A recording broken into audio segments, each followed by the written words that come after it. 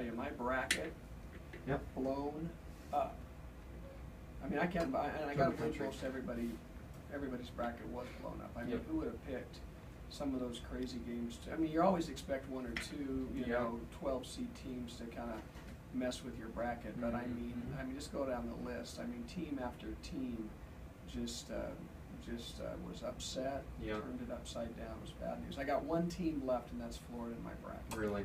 One Yeah, team. I have one as well. I picked Kentucky to go as far as they did, except they lost. I had Michigan beating them, so that kind of messed me up. I had Arizona and Wisconsin. I picked the Elite Eight pretty well, actually, to tell you the truth. But everything else, I mean, just the small things kind of took me over. No one anticipated the Stanford and Kansas game. No one anticipated the Dayton game. That really screwed everybody, I think, up in the northern part of the Well, bracket. I had Wichita State going all the way. Oh, really? So Yep. yeah, and I actually had Florida losing to Michigan State. Wow. So you know, I'm pretty much done in my little bracket with some buddies of mine. But it was fun. It was Absolutely. fun. I don't think anybody won the $1 billion. No. No one had the chance to win the $1 billion after Not a day billion. 2, I think. No billionaires. No. Nobody even close. Like, you know, Mike and Mike were saying, hey, you know, if you got all four of your final four correct, And what would happen? hey, how's it going? If you So anyway, you know, would you take 10 million? How about you? If you had gotten all four final four picks correct, and then good old what's his name? Warren Buffett. Warren Buffett called you up and said, hey, what do you think? 10 million now, or go all the way for $1 billion? What would you do? Oh, 2 million now. I have no trust in my ability to pick brackets. I think Connecticut's they've played so well, and so I'd want to pick them against teams that they should not have beat, but they beat Florida. And so that game in particular would confuse me so much. I don't know if I could pick the one accurate, so I'd take the money. No, I don't want to be greedy. I think I would too. I've never seen $10 million yet. No. Nearly 50 years old. So. No. So okay, so now here we are. We've got 4 teams. It's Yep. Florida, Yep. UConn, Kentucky and Wisconsin. and Wisconsin. So who do you like? I like Florida. They're the only one seed that's still remaining. I think Kentucky is an interesting pick. Again, I said Connecticut looks like a team of destiny, but I think that Florida's defense and their offense is better than Connecticut's is, and their defense will be able to stop them for a little bit. Wisconsin is a team of bigs, but they can be beaten pretty easily. I remember we watched the Oregon game a little bit, you know, at the 32. That's really my, you know, exposure with Wisconsin. And I know the Ducks had a spectacular offense this year, but at the same time, you know, they were able to slice and dice the Badgers, and it almost seemed like at halftime the game was about over. And so I think a team like Kentucky with the Harrison brothers, they're just going to be able to score and do things that, you know, the Wisconsin team can't really defend. You know, I don't know. I think Wisconsin's kind of on a roll. I think I don't know if they've totally believed in themselves, but I think after that Oregon game, you know, winning the next 2 handily, really. I mean, Baylor and really taking Arizona out. Yes. You know, I think they're on a roll.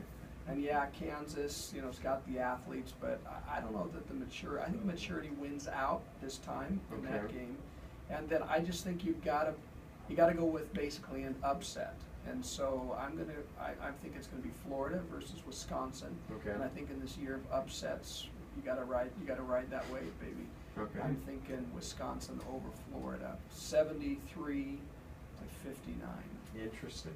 How about you? What 2 teams? Oh, I would say Kentucky and Florida. And? It's a rematch in And the the winner SEC is championship. Florida, easy. All right, No doubt. Florida. Okay, so now I was just driving home on Monday from Kansas City. Yes. Down to Springfield, Missouri, where I live today, and I listened in on the University of Kansas broadcast where Wiggin, their star freshman forward, declared for the draft. Yes. It was kind of interesting listening to that interview and that announcement. Bill Self, of course, the coach there, was like saying, hey, if it's my kid, I'd tell him to leave, although I'm sure Self wanted him to stay for selfish reasons. But you know, to keep building that program there in Kansas. His dad was kind of neutral, you know, just saying, hey, I love my son, pretty excited. But his mother was like, what do you have to say, Mrs. Wiggin? And basically she said this: I'm just glad my son didn't get injured. In other words, Yeah. basically what she was saying. Mhm. She gave the politically correct kind of sort of answer, but she basically said going to college was a waste of my son's time. Really? You know, he's going to be able to sign a multi-million-dollar contract, and doing this college thing only risked injury for him, which is an interesting thing for a mother to say. You know, you Yes. usually think your mother is going to, you know, oh honey, you probably should, you know, get a good job and get a good education, so you can get a good job and those kinds of things. But it was, the mother was kind of taking it out on the NCAA and the NBA. What do you think about that one and done rule? Should a kid be able to should he be forced to stay 1 year? Should he be forced to stay a couple of years? Should he be free in America to sign whatever contract at whatever age he wants to? What do you think? Right. It's interesting because there's both the student perspective and the corporation's perspective. The corporations of the NBA and the NCAA. I think, you know, just the interview that you heard and what you've just brought up for a few minutes, you know, from the students' perspective, it's really true. Why would you go and try to get injured if that was the case? Especially even if you could go to the NBA D League for a little bit and just even develop your skills there. There's not really a whole lot of incentive for a player to go to play college basketball, except to be a part of the tournament and the college atmosphere, and to just live a life, you know, live 1 year of your life there. So there's not really a lot of advantage, I think, in going to college. So I mean, from a student perspective, I remember there were a couple of, you know, there's a time in history where a couple of players didn't even go to college, and they, you know, had successful NBA careers, like Tyson Chandler and J.R. Smith and Kobe Bryant and several others, LeBron, of course. Some of the best players in the NBA didn't even go to college. Kevin Garnett, you know, so there's almost, I mean, from a player perspective, just what you've talked about, it seems like there shouldn't be a one and done rule. At all, well, I think because maybe the players are saying there should be a none and done. Exactly. I mean, if I want to, as an 18-year-old, if I can get a contract with an NBA team, I should be able to do that. Absolutely, and even if you go to college, I think the average NBA player salary is like $3 to $5 million. You know, so if you're playing in the NBA, there's a strong possibility that you're going to be a millionaire. And that's, you know, the NBA just has such outrageous contracts that it almost always benefits the player, especially if they have any talent. If they're going anywhere, it usually is better for the player to go to the NBA because, I mean, I guess the goal of college for most people would be to go and get an education so they could get a better job, you know, which is great in the long run, but you're not going to get a better job money-wise than if you just go straight to the NBA. I mean, you'll play for about 10 years and then find yourself trying to maybe do something else, or you could live off the, you know, $15 million that you made in the NBA just for playing for 3 years. So it almost just seems like from the player's perspective, you're losing injury and you have the risk of injury, which is going to keep you from making money. And if money's the most important thing, the reason why you're going to college and the reason why you're playing in the NBA, then it's certainly best to go to the NBA and develop your skills there and be a part of what they're doing on the national scale. Yeah, but I mean, just because a 14-year-old can drive a car, do you think you should be able to? I mean, sometimes the rules are in place to benefit the young person and Sure. the adults. And maybe you can say, well, kids know best, or do the adults know best? I mean, there's a lot of people that have had a lot of experience that have gone before people like Garnett or Kobe or for instance, you know, this Wiggin kid out of Kansas. Is it not better that maybe there are some rules in place that you know, maybe an 18-year-old kid is not in a place to appreciate what it means to be a millionaire, to have that responsibility to travel on the road with men, to deal with all of the things that, you know, professional athletes have Sure. to deal with. You know, we're talking about, you know, the club scene, the drug, alcohol, access, you know, the kind of, you know, the sexual issues that are Sure. available, opportunities that are available to young men in those kinds of settings. Is an 18-year-old kid still a kid? Now I know it's a college radio station and all, but you know, as an 18-year-old young man, is he really prepared to handle all of that? Yeah. And then there's the other side of it too, where it's like, well, yeah, you can think about the Kobe or the Garnett, but how many other kids have declared for the draft, either coming out as high school kids or maybe just one and done kind of young people that didn't make it, you know, that weren't mature enough, Sure. that didn't have the body strength. I mean, let's just go back to the actual let alone the social issues related to being a professional athlete and challenges there, but also just the physical things. You know, maybe they're just not developed enough, they're not thick enough, they're not heavy enough, they're not, you know, to deal with an 82 game season plus Sure. all the preseason. I mean, that's a lot of stress to put on the body and a lot of challenge for a young person. Absolutely. So maybe a smart kid is saying, you know what, I can develop more. You know, I can handle $1 million when it comes in a year or two, and actually be better off because I was willing to wait. Yeah, it's an interesting concept. The only argument I think I would have to defend my position on encouraging players to go is just the idea that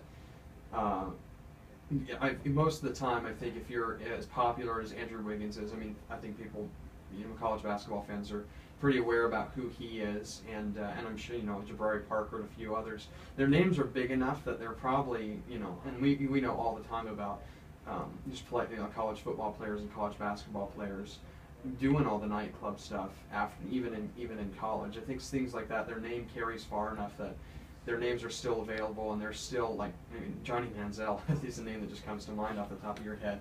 Somebody that can be that is still popular enough to be not be bounced, really.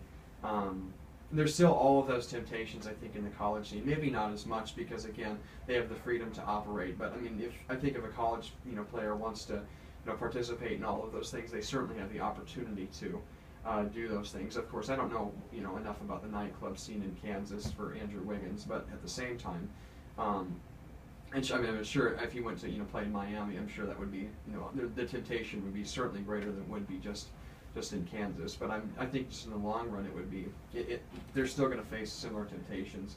And in the long, you know, so I understand that aspect of it. And from the playing, you know, on the court side of things, I would still argue that it's probably better to go to the NBA just because the NBA has a D League that would be extremely beneficial to people like that, to people that are learning how to develop. That's not usually the course of action that happens, but I think that, and you honestly don't really hear much about the D League unless, you know, you hear about a player that played in the D League and now is hitting the big time and playing well. I feel like those people have the opportunity to develop their skills amongst players who are probably going to be more suited to their body style, more suited to a shorter season, et cetera, et cetera. There's less risk of injury, and I think that, you know, organizations within the NBA are going to be able to say, hey, they're going to be able to look at individuals, and with, you know, all the controversy that's rising up, I think there's a really unique opportunity for the NCAA to present the idea of the D League to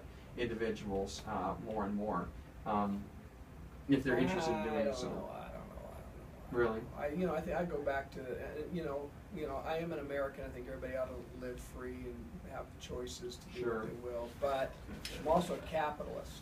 Okay. And if the NBA, as an employer, if the NBA as an employer and business wants to be able to say, hey, these are our expectations, these are our requirements for employees. Remember, it's more than a sport now.